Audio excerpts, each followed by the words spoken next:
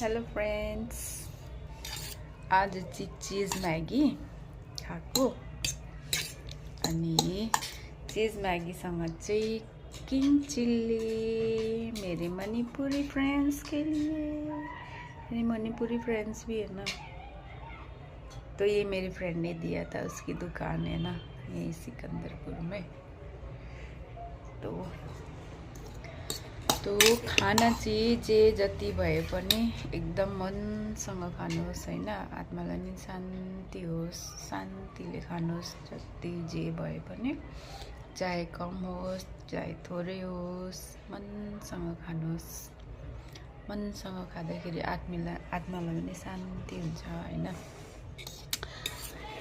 पुरै मतलब हामीले चाहिँ खाना योसँग खानुहोस् कि हाम्रो पुरा बडीलाई नै शान्ति होस् न हैन।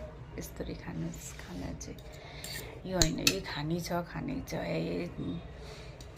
दिमागमा खानै खाना त्यस्तोरी नखानुहोस् के, मनसँग खानुहोस्।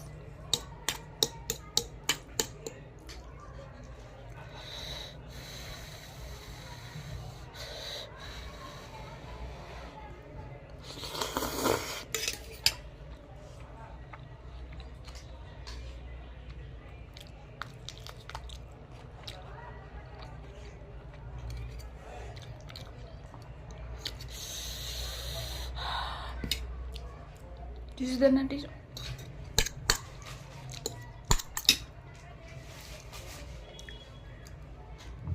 Thank you.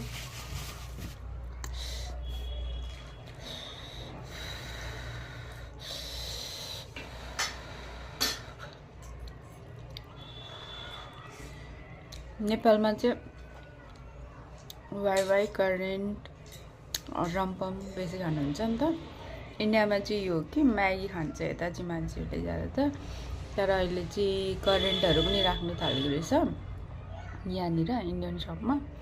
अनि आजकल म त्यो पनि लिएर आउँछु करेन्ट।